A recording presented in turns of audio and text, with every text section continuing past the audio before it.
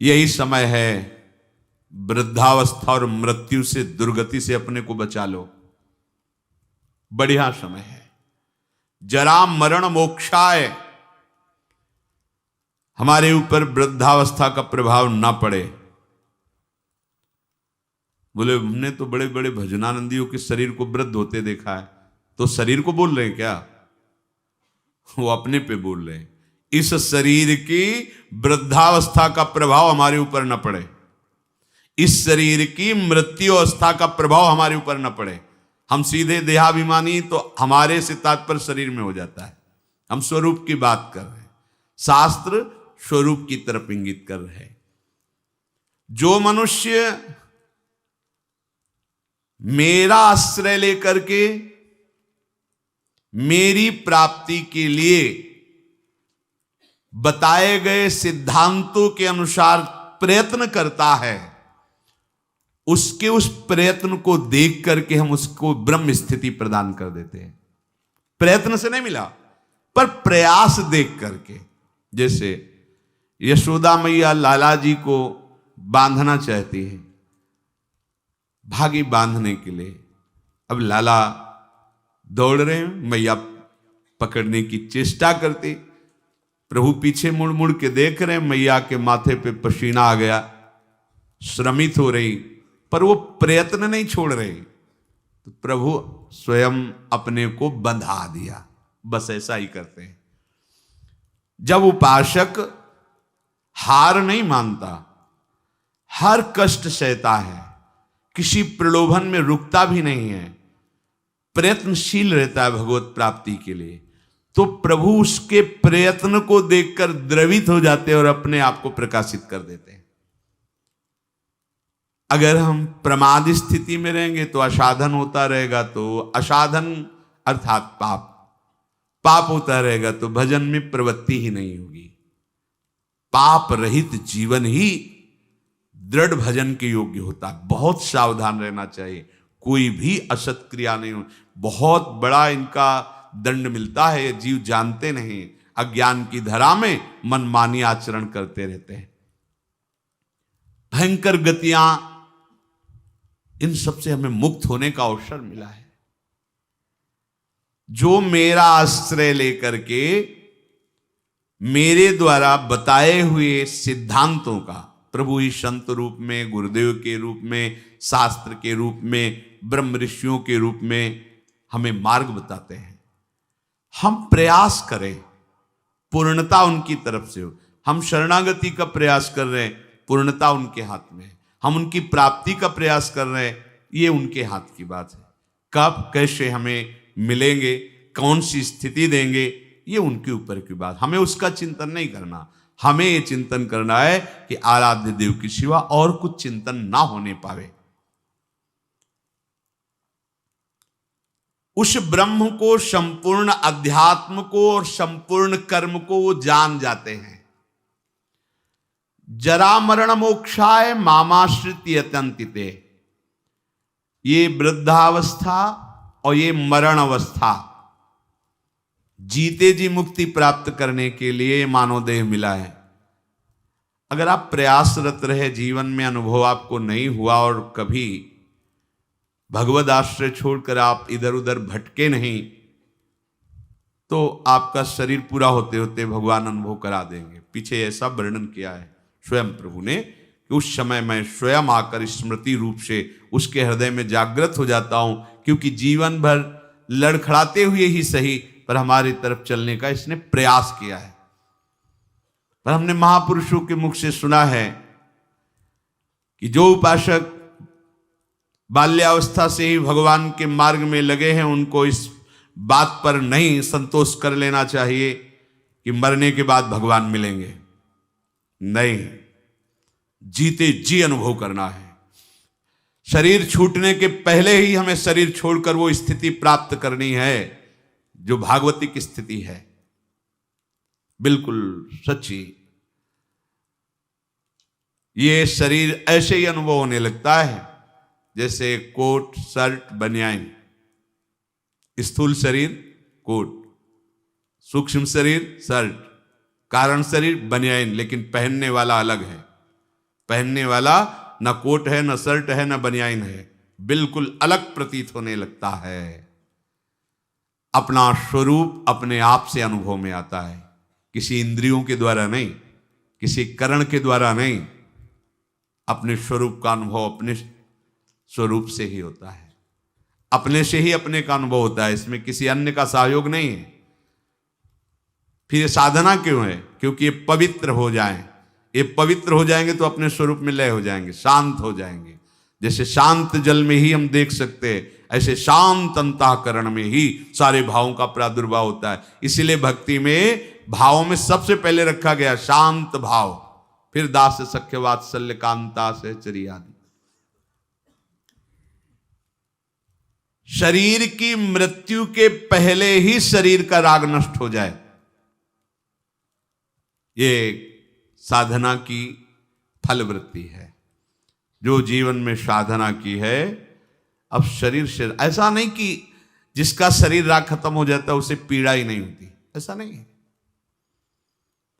पीड़ा होती है पर परेशानी नहीं होती, दर्द है पर दुख नहीं है, व्याकुलता नहीं। क्यों हुआ ऐसा कष्ट, क्यों हे भगवान ये कष्ट, ऐसा कुछ नहीं होता।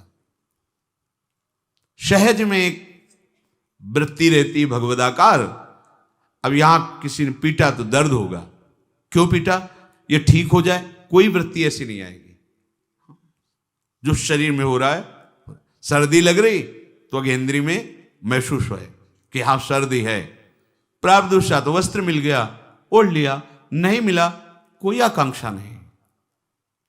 ये स्थिति है, केवल बुद्धि से तर्कना से नहीं इसे समझा जा सकता, वो स्थिति है।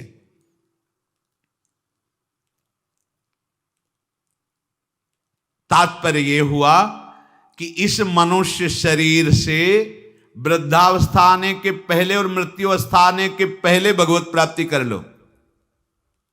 बात समझो, ये जो लोग भूले हुए हैं ना कि ये यौवन अवस्था भोगों के लिए है, बड़े बूढ़े शिक्षा देते हैं, अरे तुम तो अभी तुम्हारी तो खेलने खाने की उम्र, भजन की उम्र है तुम्हारी, तो उनसे पूछो जो उपदेश दे रहे खेल, तुम्हारी उम्र कौन सी है?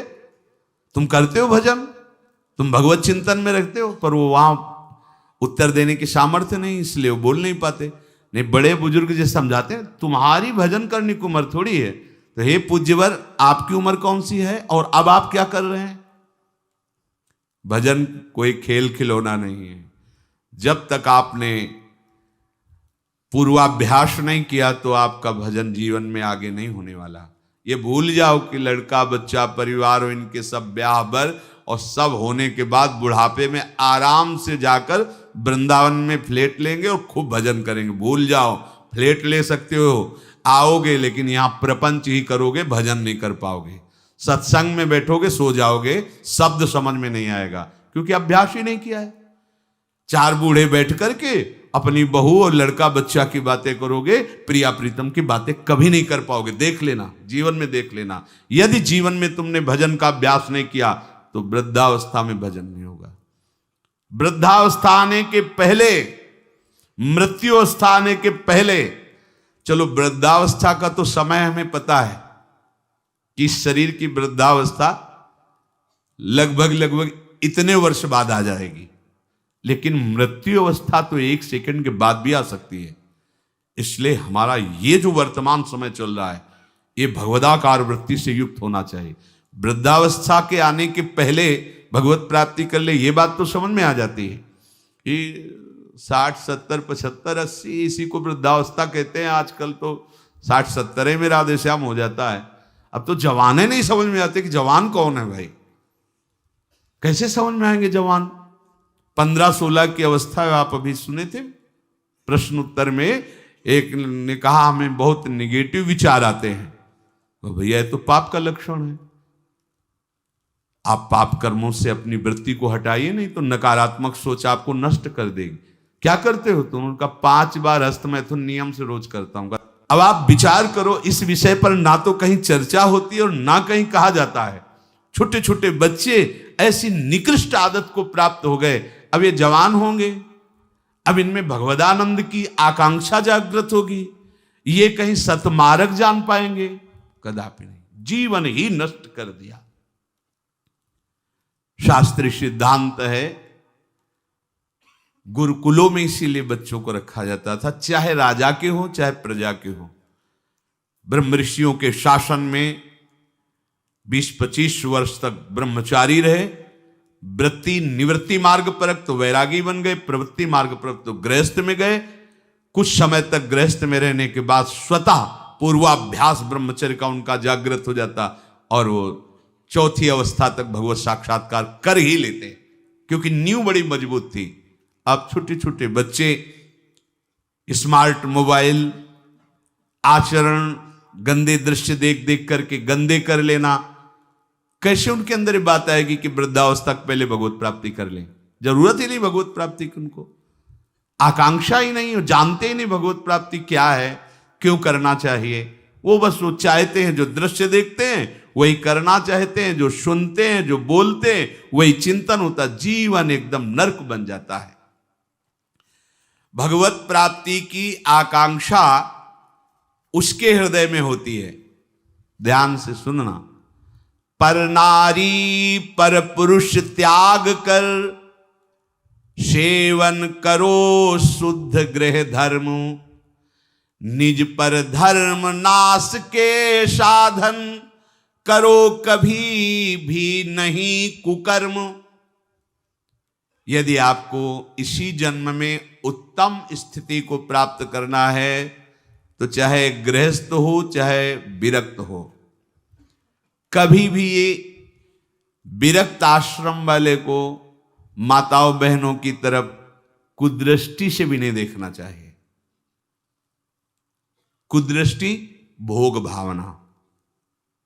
जननी सम जानहि पर नारी, धन पराय विस्ते विष भारी, जिन्हि राम तुम प्राण प्यारे, तिनके मन शुभ सदन तुम्हारे। मातृवत पवित्र भाव। अपने को तो श्री जी की सखिया है, जैसे ललिता, विशाखा, चंपक, चित्रा, तुंग, विद्या, रंग देवी, इंद्रलेखा और सखी सुदेवी, सकल यूथ हित सेवी। ऐसे ही चराचर की जितनी शरीर में भावना हम पवित्र कर पाएंगे उतने दोष हमारा नष्ट हो जाएगा। ये जितनी स्त्री शरीरधारी, ये सब मेरी प्यारी जी की लाडली सहचरिया हैं। इनके चरणों में प्रणाम। बस जो चाहे आपन कल्याणा, सुजस सुमत सुगत शुभ नाना, सो परनार लीलार गोसाई, तजौ चौथ के चंद की नाई। विरक्त उपासक को माताओं बहनों से आंख मिलाकर कभी बात नहीं करनी चाहिए। उनके मुख की तरफ, उनके चरणों की तरफ देखो, चाहे बच्ची हो, चाहे यौवन अवस्था, चाहे वृद्धावस्था की हो। विरक्त साधक को कभी एकांत में माताओं बहनों से संभाषण नहीं करना चाहिए। बीच में एक किसी को डाल और दूसरा साधक हो खड़ा हो जाए, नहीं बाहर निकलो। बाहर अगर बात ही करनी है तो मैदान में करो खड़े होकर के। और क्या बात करनी है? हम भगवत प्राप्ति के मार्ग में चले, हमें क्या बात करनी है? बहुत सावधान रहना चाहिए। गृहस्थ धर्म के उपासक को यदि ब्याह हो गया है तो अपनी पत्नी से वो भी धर्मानुकूल, पशुवत व्यवहार नहीं। और पर स्त्री की तरफ तो दृष्टि ही ना करे भोग वृत्ति की। अगर की तो सारे सुकृत नष्ट हो जाएंगे, चाहे वो स्त्री शरीर चाहे वो पुरुष शरीर हो। इसलिए पर नारी पर पुरुष त्याग कर। पर ये सत्संग जिनके कानों में नहीं पहुंचता है, शास्त्र स्वाध्याय नहीं करते हैं, वो इसे मनोरंजन समझने लगे, इसे धर्म नहीं समझते, वो इसे मनोरंजन समझ। क्या इसमें बिगड़ जाता है? जो शास्त्र हैं उनका स्वाध्याय कभी करते नहीं। अब उनको जो समय मिलता है तो नौटंकी नाटक सिनेमा देखते हैं जिनमें यही सब की पुष्टता होती है, इसी की बाहुल्यता होती है, वही दृश्य देखते हैं। ना तो कभी भगवत प्रेमी महात्माओं की चरण रज में बैठ करके सत्संग सुना, ना शास्त्र स्वाध्याय किया, तो मनमानी आचरण बढ़ते रहते। कैसे भगवत प्राप्ति की बात आएगी कि जरा मरण मोक्षाय? अगर गृहस्थ धर्म में है तो शुद्ध कर्म करे, जो उसके शास्त्र अनुकूल वर्णन किए गए, वो भी सत्संग से ही पता चलेगा शुद्ध कर्म क्या है, अशुद्ध कर्म क्या है। जो दूसरे के धर्म का नाश करता है, कुकर्म करता है, वो कभी साधन मार्ग पर कैसे चलने की सोच सकता है? अगर कहीं उनके अंदर थोड़ी श्रद्धा भी बनती है तो भूत प्रेत की पूजा करता करता जो तामस व्यवहार, अंडे मांस शराब उड़ाता चोरी का करता व्यापार, रखता मन में वैर द्वेष मद करता जो हिंसा व्यभिचार, होता घोर प्रेत वो पाता असहनीय यातना अपार। जरा मरण मोक्षाय नहीं, वो प्रेत बनेगा। प्रेत योनि किसको प्राप्त होती है? तो बोले जो भूत प्रेतों की पूजा करते हैं, जो अंडा मांस शराब ये सब खाते पीते हैं, दूसरे के धन को जो चोरी करते हैं, मन में वैर द्वेष अहंकार रख करके जो हिंसा करते हैं और पर स्त्री से जो व्यभिचार करते हैं, वो घोर प्रेत योनि को प्राप्त होता है। इसका प्रमाण धुंधकारी है, पढ़ के भागवत में देख लेना। प्रेत योनि को प्राप्त होता है। ऐसे प्रेत स्वभाव वाले कैसे जरा मरण मोक्षाय के मार्ग का अवलंबन लेंगे? इसलिए तामस वस्तु नशीली जूठन से रखो परहेज विराग, माता पिता देवता गुरु का गुरुजन का न करो अपमान, सुख पहुंचाओ सबको संतत मन में रख श्रद्धा सम्मान। कोई भी नशा भगवत प्राप्ति के मार्ग में चलने वाले उपासक को नहीं करना चाहिए। बैठा लो। आजकल ये भी बहुत सूक्ष्मता से साधन मार्ग वालों को गिराने के लिए प्रवेश कर गया है कि थोड़ी सी भांग खा लो बस भगवदानंद में डूब जाओगे, या एक दो चिलम फूंक लो, या अमुक अमुक अमुक। हम प्रणाम करते हैं जो ऐसा करते हैं, सिद्ध महापुरुष होंगे उनको हम प्रणाम करते हैं, पर अपने कच्चे साधकों के लिए या भगवत प्राप्ति के लक्ष्य वालों के लिए हमें कहीं शास्त्र में आज तक नहीं लिखा, कहीं ऐसा नहीं मिला। कुछ लोग उदाहरण देते हैं कि भगवान शंकर भी भांग खाते हैं। भगवान शंकर भांग खाते नहीं, पीते हैं, हलाहल जहर पीते हैं। जगत की रक्षा के लिए समुद्र मंथन में निकला हुआ हलाहल जहर पिया। तुम एक धतूरे का फल खा के दिखाओ तो तुम्हें माने उनकी समानता कर सकते हो? जगत रक्षा के लिए भगवान, और यहां से नीचे उतरने नहीं दिया है। यही है नीलकंठ। तुम एक घूंट पानी आरोक के दिखाओ, एक बूंद पानी चला जाए खोक खोक करते रहोगे। पूरा हलाहल जहर समुद्र मंथन का यह आरोक लिया है, इसलिए नीलकंठ भगवान उनको कहा गया। कहते भगवान शंकर गांजा पीते, कभी देखा चिलम उड़ाते हुए भगवान शिव को? अरे भाई समझो, उस भगवान हैं, वो जगत मंगल के लिए सब किए हैं। वो कोई ऐसा नहीं कि थोड़ा भांग खा के कैलाश। भांग का नशा कितनी मिनट रहता है? बहुत बहुत 24 घंटे, 12 घंटे 24 घंटे। शंकर सहज स्वरूप समारा, लाग समाधि अखंड अपारा। 88,000 वर्ष तक की समाधि एक बार में, 88,000 वर्ष। 88 मिनट बैठ के बिना हिले दिखाओ हमें तुम। 88 मिनट बिना हिले डुले पद्मासन लगाओ और 88 मिनट बिना हिले डुले, शरीर कांप जाएगा। महापुरुषों के सत आचरण का तो अनुकरण नहीं करते, और उनकी जो महामहिम जगत रक्षा के लिए वृत्ति, उसको बोलते भगवान शंकर नशा करते। कोई भी तामस वस्तु, नशीली वस्तु अगर स्वीकार करेंगे तो शुद्ध भजन नहीं हो पाएगा। इसलिए जो कर रहे हैं वो सिद्ध है, हम प्रणाम करते हैं। हमारा निषेध करने का कोई बल ही नहीं है।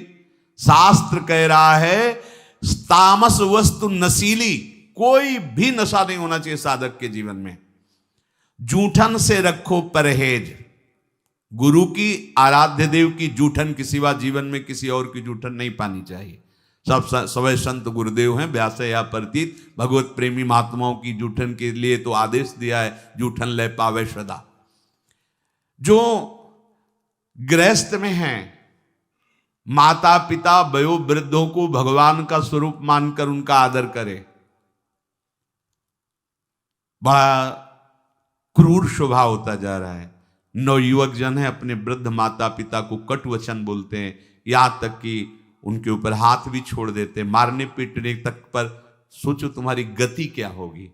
जो भगवत स्वरूप माता पिता जिनकी चरण आराधना करने पर भगवान की प्राप्ति हो जाती। पुंडरीक जी ने अपने माता पिता की आराधना की तो भगवान विट्ठल उनको दर्शन देने बिना चाहे आ गए। ऐसे पूज्यवर जो हमारे गुरुजन हैं माता पिता, यदि हम उनका अपमान करेंगे, उनको गाली देंगे तो हम जरा मरण मोक्षाय मार्ग पर चल पाएंगे? कदापि नहीं। और सदगुरुदेव की अवहेलना, फिर तुम्हें परमार्थ की पगडंडी मिल जाएगी? कदापि नहीं। सुख पहुंचाओ सबको संतत, मन में रख श्रद्धा सम्मान, सब में भगवत भाव कर कर सुख देने की भावना। बुरे संग का, बुरे व्यसन का, कभी न रखो मन में मोह, काम लोभ को छोड़ करो, सब जीवों पर स्वाभाविक छो। जैसे कर्म किए जीवन भर, जैसे मन में रखे विचार, अंतकाल भाव मनुज का होगा उसके ही अनुसार। बहुत सुंदर बात कह रहे हैं पूज्य भाई जी महाराज। यदि तुम बुरा संग करोगे, बुरा नशा करोगे, बुरे भाव रखोगे, काम लोभ आदि में आसक्त होकर चेष्टा करोगे, भोग वासना करोगे, तो क्या होगा? बोले जैसा जीवन तुम व्यतीत करोगे, फाइनल में तुम्हारे पास वैसा ही निर्णय आएगा। क्या? अंतिम समय वही कर्म छा जाएंगे। जो बुरे कर्म किए हैं वही छा जाएंगे। अगला, जैसे जरा सी वृत्ति मृग में लगी तो मृगाकार वृत्ति होने के कारण अगला जन्म मृग का हो गया। आपने तो कितनी जगह ममता की हुई है, कितनी जगह। क्या होगा अंतिम समय में? जरा मरण मोक्षाय के मार्ग में चलने वाले उपासक को बहुत सावधान रहना चाहिए। अंतकाल का भाव मनुज का होगा उसके अनुसार। जो जीवन में तुम कर रहे हो अंतिम में वही भाव तुम्हारे आएगा। यदि भजन कर रहे हो तो सदगति, और अगर बुरे आचरण संसार में फंसे हो तो दुर्गति।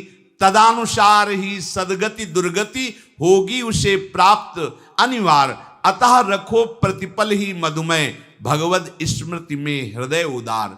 अपने हृदय को निरंतर भगवद स्मृति में लगाए हुए ही कार्यरत रहो। अगर आप इसको भगवद स्मृति को छोड़ते हैं कि आगे हम कर लेंगे, तो आगे नहीं होने वाला। मृत्यु समय की अनुपम सेवा, मन से दूर करे संसार। हमें मृत्यु बनानी, मृत्यु को महोत्सव बनाना है। हमारा आखिरी समय होना चाहिए। तो बोले इसके लिए क्या करो? संसार का चिंतन छोड़ना होगा। संसार का चिंतन छोड़ोगे तो तुम्हारी मृत्यु महोत्सव हो जाएगी। और इस पर कोई सोच नहीं रहा। सारी सोच आज की है, आज की। वर्तमान को भोगों में कैसे हम डुबोएं। आज हमें अच्छा खाने को मिले, खूब हंसी मजाक करने को मिले, मन के अनुसार भोग भोगने को मिले, तो आज का दिन बढ़िया मंगल। कल क्या होगा देखा जाएगा। यह है मूढ़ता। उपासक क्या सोचता है? मेरा अंतिम समय बढ़िया जाए। क्या? प्राणनाथ प्रीतम के चिंतन में, उनके ध्यान में, पावन चरण रज का स्पर्श करते हुए हमारा शरीर छूटे, हम प्रियालाल को प्राप्त हों। भगवान कह रहे हैं जैसे भूत प्रकृति मोक्षम, संपूर्ण पंचभूत और प्रकृति इसके कार्य, अगर इनसे आप अपने को बचा लें तो जरा मरण मोक्षाय की पदवी पर आ जाएंगे।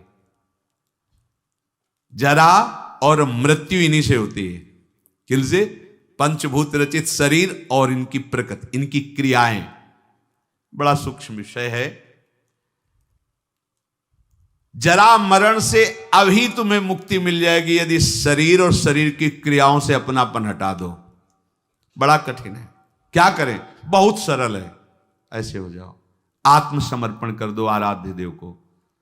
हम शरीर से राग नहीं हटा पा रहे, इतना विवेक प्रबल नहीं हो रहा, क्रियाएं हम भगवतिक नहीं कर पा रहे, इतनी पवित्रता हृदय में नहीं। तो एक सिद्धांत देखो, शास्त्रों में बहुत कृपा करके वर्णन किया गया है। अनेक जन्मों की आदतों से, इस जन्म की आदतों से, संग से, अहंकार से, इंद्रियों से, वृत्तियों से जो कुछ भी हो रहा है वो सब परम पुरुष आदि पुरुष प्रभु श्री हरि को समर्पित कर दो। आप भगवत प्राप्ति के मार्ग में अग्रसर हो जाए। इससे बढ़िया और बात क्या हो सकती है? ये करो, ये ना करो, ये नहीं। यत करोषि, जो भी कर रहे हो, ये तो सर्वाणि कर्माणि मयि सन्न्यस्य मत्पराहा, मेरे परायण होकर जो भी तुम्हारी क्रियाएं हो रही हो मेरे को अर्पित कर दो। यत करोषि, जो कर रहे हो कुछ तो करो, कोई सिद्धांत तो पकड़ लो। आज से नियम ले लो कि हमारा कोई भी 24 घंटे का समय भगवद अर्पित बिना हुए नहीं हम छोड़ेंगे उसे। अगर शयन में जा रहे हैं तो जागृत का पूरा हिसाब प्रभु के चरणों में दीजिए, और शयन के बाद जब जगिए तो पूरा शयन दीजिए प्रभु को। प्रभु 10 बजे सोए थे और अभी 1 बजे 2 बजे जो जगे, तो प्रभु ये समय आपके चरणों में समर्पित है। इसमें जो हम नींद में हुए या जो भी नाम जप किया, जो प्रभु आपके चरणों में। अब फिर सुबह जागृत में ये विचार करते रहो, ये क्रियाएं सब प्रभु की प्रसन्नता के लिए हो रही। नाम जप करते रहो, हर क्रिया प्रभु को अभी कुछ ही दिनों में आप देखना आपकी आध्यात्मिक विचार शक्ति बढ़ जाएगी, आपका विवेक पवित्र हो जाएगा। पर ये अभी 1-2 दिन करोगे फिर भूल जाओगे। भूलो नहीं, अगर भूलते रहोगे तो ज्यादा समय नहीं अपने लोगों के लिए पास। ये बहुत डींगे हाँकते हैं हम, अभी बड़ा समय। ब्रह्मा जी के देश में, ब्रह्मलोक में ऐसे कमल की पंखुड़ी में ऐसे छेदो तो अपने यहाँ का 1 वर्ष हो जाता है। अगर वो 80 बार ऐसे कर दिए तो हम गए 80 साल ही होगी वो तो उम्र, 60 70 80 85 कितनी उम्र है। बहुत जल्दी तत्पर हो जाओ। पर सब कोई तत्पर नहीं होगा, सब तत्पर हैं यहाँ जगत सजाने में। अरे हम जगत सजाने के लिए नहीं आए, हम जगदीश को पाने के लिए आए। ये हृदय का चिंतन बदलो, क्योंकि ये जरा मरण स्वरूप में नहीं होते, ये शरीर में होते हैं। अब स्वरूप का परिचय ही नहीं। लोग बहुत जानकार जैसे ज्यादा बातें बनाते तो कहते भैया 3.5 हाथ के शरीर में रहते हुए कई साल हो गए? बोले 40। तो जाना तुम कौन हो भाई? हो कि 100-200 हाथ का है तो खोजने में समय लगेगा। 3.5 हाथ के शरीर में आप हैं, आप अपने को नहीं जानकारी कर पाए तो आप कितने बड़े जानकार हैं? औरों की जानकारी क्या लोगे? आप अपनी जानकारी नहीं कर पाए, 3.5 हाथ के शरीर में हो, कैसे भूल भुलावे में हो? बोले हम तो रोज अपने को देखते, शीशा में देखते हैं बढ़िया गोरे चिकले गाल और सब। ये तो प्रकृति की रचना का, पंचभूत का एक नमूना है। ये नमूना है, नमूना हमारा थोड़ी स्वरूप है। बस ये पहली सूरज गई तो जरा मरण मोक्षा है, क्योंकि जरावस्था इसी में होती है और मरण अवस्था भी इसी की होती है। प्रकृति के कार्य शरीर के साथ जब तक तदात्म रहेगा तब तक जरा मरण मोक्षाय नहीं हो पाएगा। संबंध विच्छेद करना ही है इस शरीर से। सारी चेष्टा इसी शरीर के सजाने की है और शरीर को मैं मानने की पुष्टता की है। और हम बनते हैं साधक, हम बनते हैं अध्यात्म मार्ग के पथिक। जब कोई उपासक शरीर के साथ तदात्म मैं आज तक नहीं भूल पाए, देखो ना, जब आप तिलक लगाते हैं शरीर के माथे पे लगाते हैं, अपने माथे पे लगाते हैं, उस समय आता है क्या? नहीं, एक एक बाल संभाल करके, क्योंकि मैं हूं, मैं, बस यही अंतराय है।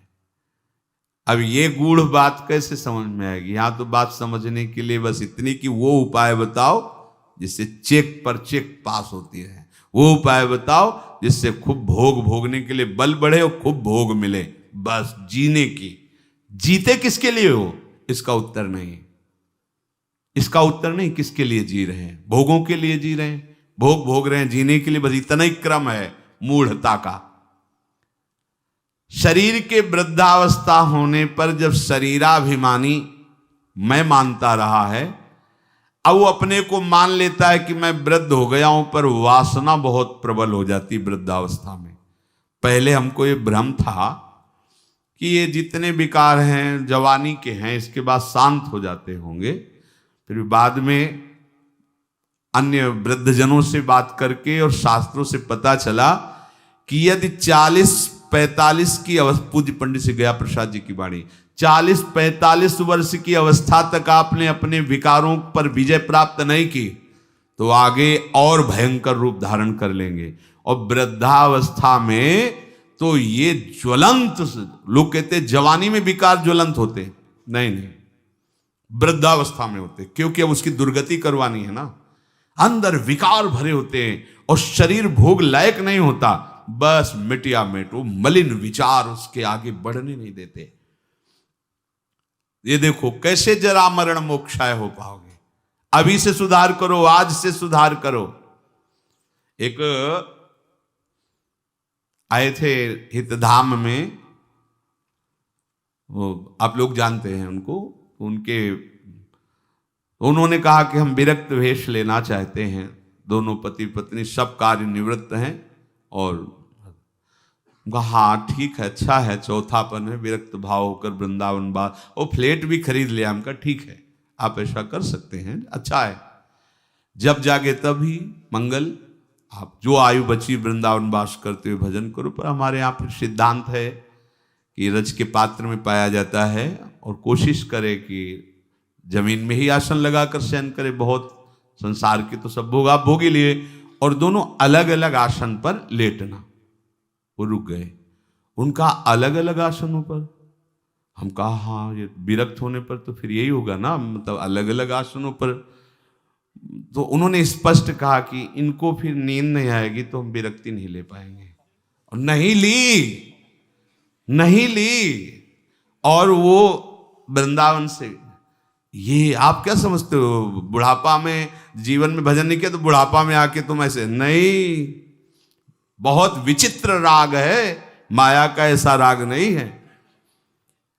जो ये मैं मानता है कि शरीर मैं हूं, शरीर पे मेरापन टिका हुआ है, तो जन्म मृत्यु जरा व्याधि दुख दोषानुदर्शनम वो नहीं कर पाएगा। जन्म मृत्यु जरा व्याधि दुख दोष ये नहीं देख पाएगा वो शरीर के। जन्म मृत्यु जरा व्याधि दुख रूप दोषों को देखना विवेकवानों का कार्य है। ये शरीर में बिल्कुल ममता नहीं रह जाती जब आप भगवत प्राप्ति का लक्ष्य करोगे। भगवत प्राप्ति का क्या, हमें लगता है अगर विशेष कोई कामना अपना जोर दे दे तो शरीर का प्यार खत्म हो जाता है। कोई कामना विशेष जोर दे दे, अपने स्वरूप में आ जाए कामना, तो फिर उसे कुछ याद नहीं रहता, मरना मंजूर है, लेकिन वो अपने लक्ष्य पर आगे बढ़ जाएगा। फिर भगवत प्राप्ति की कामना और शरीर का राग बना रहे, कैसे हो सकता है? इसका मतलब है अभी भगवत प्राप्ति की जलन नहीं हुई हृदय में, भगवत प्राप्ति की लालसा नहीं हुई। ये मैं मेरापन से मुक्त हो गए तो जरा मरण से मुक्त हो गए, क्योंकि शरीर के साथ माना हुआ संबंध बड़ा कठिन है त्यागना। तो इसे क्या करें, कैसे संबंध का त्यागे? हम नया संबंध बनाओ। क्या नया संबंध? अभी तक जितने संबंध बनाए उन सब संबंधों ने तुम्हें बांधा है। भगवान कपिल देव जी कहते हैं कि ये आसक्ति ही जगत के बंधन का कारण हुई, और हे मां, अगर यही आसक्ति भगवत प्रेमी महात्माओं से हो जाए तो मोक्ष का खुला हुआ द्वार है। हमें संबंधों ने ही बांधा है, शरीर संबंध, शरीर संबंधी भोग, शरीर संबंधी रिश्ते नाते। अब हम एक संबंध और प्रकट करते हैं, अपने आत्मस्वरूप गुरुदेव का। मन वचन कर्म से हम आचार्य और गुरुदेव की शरण में होते हैं। अब ये जीवन यंत्रवत वैसे ही चलेगा जैसा आदेश होगा, खत्म खेल। देह भाव कब नष्ट हो गया आपको पता नहीं चलेगा।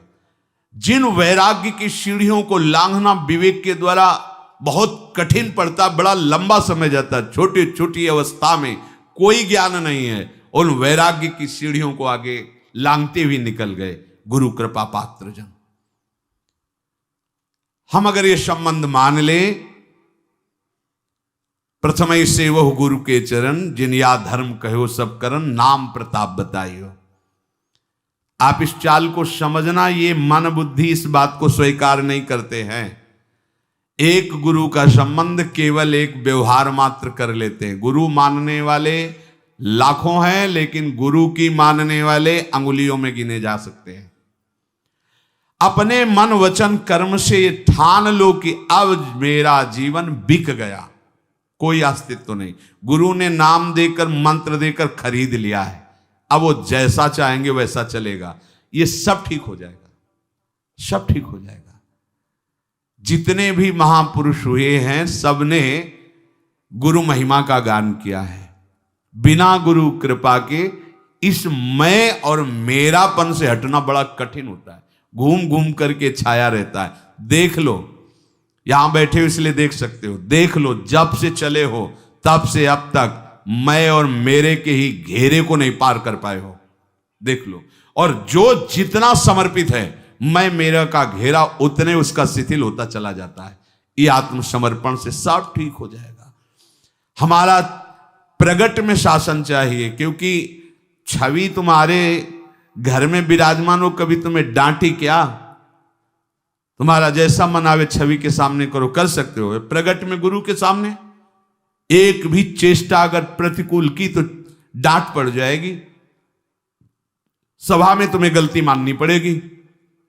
लेकिन छवि के सामने यद्यपि वो वहीं भी विराजमान है, पर आपकी वृत्ति सुधरने के लिए छवि से काम नहीं चलेगा। प्रगट में चाहिए जो हमें दुलार भी करे और हमें शासन भी करे, और हम यंत्रवत चले, बस भगवत प्राप्ति हो गई। ऐसा ना होता तो भगवान श्री कृष्णचंद्र जो नीचे बैठते हैं, संदीपनी जी ऊपर बैठते हैं। संदीपनी जी कौन है? बोले भगवान के गुरु हैं। क्या पढ़ा रहे हैं? बोले वेद पढ़ा रहे हैं। वेद कौन है? बोले भगवान के श्वासों से निकले हैं। जाकी श्वास वेद श्रुति चारी, सो हरि पढ़े ये अचरज भारी। संदीपनी जी के गुरुदेव भगवान कुछ समय के लिए विक्षिप्त का स्वांग किया, पागल जैसे। जितने शिष्य थे सब भाग खड़े हुए, लवशंका फेंक रहे हैं, थूक रहे हैं, मार रहे हैं, ऐसा मनो पागल हो गए। ऐसा काफी समय तक ये उन्माद स्थिति रही उनकी। एक दिन शांत भाव में हुए तो देखा संदीपनी जी ही केवल पास में, तो उनका बेटा और सब कहां गए? बोले गुरुजी वो तो अपने घर चले गए। क्यों? क्योंकि आपकी चेष्टा ऐसी प्रतिकूल होती थी, मारना, थूकना, पेशाब फेंक देना, ऐसा, तो लोग तो सब और तुम क्यों नहीं गए? बोले गुरुजी फिर आपको भोग कौन लगाता, आपका स्नान कौन कराता, बस। तो क्या हमारी प्रतिकूल चेष्टा तुम्हारे प्रति नहीं हुई? गुरुजी अब हमारा जीवन ही नहीं है, वो जीवन तो आपका जीवन है। अब जैसा आप हो, तो हमें कुछ इसलिए बुरा नहीं लगा कि ना मेरा तन है, ना मेरा मन है, ना मेरा प्राण है। हमने तो आपके चरणों में समर्पित कर दिया। अब आप चाहे मारो या दुलार करो, इससे मुझे कोई मतलब नहीं, क्योंकि ये जीवन आपका है। आंसू आ गए गुरुदेव के, हृदय से लगाए। और बेटा, जिस परब्रह्म की उपासना हमने की, उपासना के बल से जिसका साक्षात्कार किया, वही ब्रह्म तुम्हारा शिष्य बनेगा करके। वही संदीपनी जी ऊंचे आसन पर बैठे और जगत गुरु भगवान श्री कृष्ण हाथ जोड़े नीचे बैठे, उनकी आज्ञा का पालन कर रहे हैं। चाहे शिव विरंच सम होई, गुरु बिनु भवनिधि तरे न कोई। क्यों? क्योंकि ज्ञान हो सकता है तुम्हें, चतुराई आ सकती है तुम्हें, लेकिन अहम की वृत्ति का नाश समर्पण से ही होता है। वो जब समर्पित हो गए, अब जैसे कह रहे हैं वैसे हम चल रहे हैं। हम तो कुछ कर नहीं रहे, जो करवा रहे हैं, जैसे चला रहे हैं। अहम खत्म, दैन्यता तो मैं मेरापन गया। यही है बंधन का कारण, मैं और मेरा, अपना अस्तित्व, अपना अलग भाव। देह की सीमा में जब तक हम बंधे तब तक महात्मा नहीं हो सकते। महात्मा का सर्वात्म भाव होता, सर्वात्म भाव। सब रूपों में मेरे आराध्य देव, या सब रूपों में मैं, ब्रह्मज्ञानी सब रूपों में मैं, भक्त सब रूपों में आराध्य देव। मामाश्रित यतन्तिते, जिसने मेरा आश्रय ले लिया, मेरे आश्रित होकर जब मैं साधन कराता हूं तो अभिमान नहीं होता। और जब उपासक स्वयं में कर्ता भाव लेकर यत्न करता है तो अभिमान छुपा पुष्ट होता रहता है। मैंने ऐसा कर लिया जिससे मुझे ऐसा अनुभव हुआ, और मैं ऐसा कर लूंगा जिससे मुझे ऐसा अनुभव होगा। ये सब अहम की धरा में होता है। और जब मेरा आश्रय ले लिया जाता है तो उसको ये अनुभव होता है कि प्रभु ने ऐसा कराया तो ये अनुभव हुआ, प्रभु ऐसा करा लेंगे तो वो भी अनुभव हो जाएगा। उसके जीवन में सावधानी ये रहे कि आलस्य और प्रमाद ना आने लगे कि भगवान की कृपा से सब हो जाएगा तो भजन करने की जरूरत क्या है, गुरु कृपा से सब हो जाएगा, अब भजन करने की जरूरत नहीं। अच्छा चलो ठीक, तो फिर प्रमाद करके अन्य जो असाधन है वो भी करने की तुम्हारी रुचि नहीं होनी चाहिए। पक्का समझो बस इसी से हो जाएगा। पर होता क्या है, हम ये तो कह देते हैं कि भगवत कृपा से सब हो जाएगा, ये छोड़ दिया यहां और करने लगते हैं असाधन, फिर भगवत कृपा कैसे आप पर जागृत होगी। सच्ची कह रहे हैं, ये स्थिति छोटी मोटी नहीं कि आज से हम कुछ नहीं करेंगे। झांक के देख लीजिए, ये बहुत बड़ी परमहंस स्थिति है। कुछ नहीं, न शुभ ना अशुभ, न सत ना असत, ये साधारण है। कह देते कि सब भगवान की कृपा से हो जाएगा। हाँ ठीक है, बहुत बड़ी बात है ये, पर आप अब अपने शरीर और मन को प्रकृति में लगाएं, भोगों में लगाएं और फिर कृपा का आश्रय, गलत बात। इसीलिए कृपा पात्र वही है जो मन बुद्धि चित्त अहम पूरी चेष्टाएं जिनका आश्रय लिया उनमें लगा दिया जाए, उनके बल से ये लग जाएंगे। जो नित्य निरंतर प्रभु का चिंतन करता है, प्रभु का आश्रय लेकर के, तो उसका शरीराभिमान नष्ट हो जाता है, उसका कर्ता भाव नष्ट हो जाता है, स्थायी भाव उसके हृदय में आ जाता है भजन का। अभी अस्थाई है, थोड़ी देर भजन हुआ, थोड़ी देर विषय चिंतन हुआ, थोड़ी देर प्रभु अच्छे लगे, थोड़ी देर संसार अच्छा लगा। भगवद आश्रय लेकर हमारे हृदय में जो अब साधन की वृत्ति आ रही मेरे प्रभु दे रहे हैं, उनकी कृपा से हो रहा है, ऐसा मानकर पूरा प्रयत्न भजन में लगा दे तो देहाभिमान गलित हो जाता है, देह भाव रहित हो जाता है, स्थायी भजन की प्रवृत्ति जागृत हो जाती है। अगर अहम है तो साधना करने पर उसको भगवत प्राप्ति नहीं होती, क्योंकि अहम ही मूल है। शरीर और संसार में थोड़ा भी महत्व है तो अहम है, उतनी ही भगवत प्राप्ति में देरी है जितना अहम है। यह सूक्ष्म विषय है। इन बाधाओं को दूर करने के लिए आत्मसमर्पण अत्यंत आवश्यक है।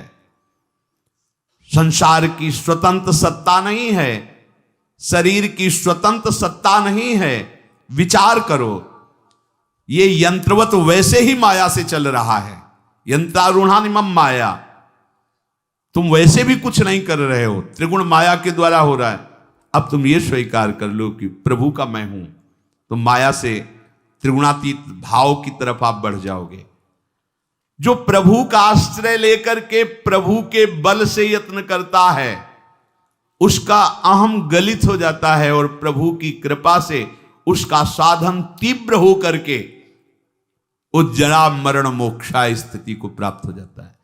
वो वृद्धावस्था और मरण अवस्था का प्रभाव जहां पड़ता है उससे ऊपर हो जाता है। कोई भी प्रभाव से दुखी असुखी नहीं कर सकता। इसलिए भगवद आश्रय लेकर निरंतर भगवत कृपा से भजन का प्रयास करते रहो। प्रभु बड़े कृपालु हैं, प्रियाजू बड़ी कृपालु हैं। हमारा प्रयास विफल नहीं होगा, हमारा भजन का प्रयास व्यर्थ नहीं जाएगा।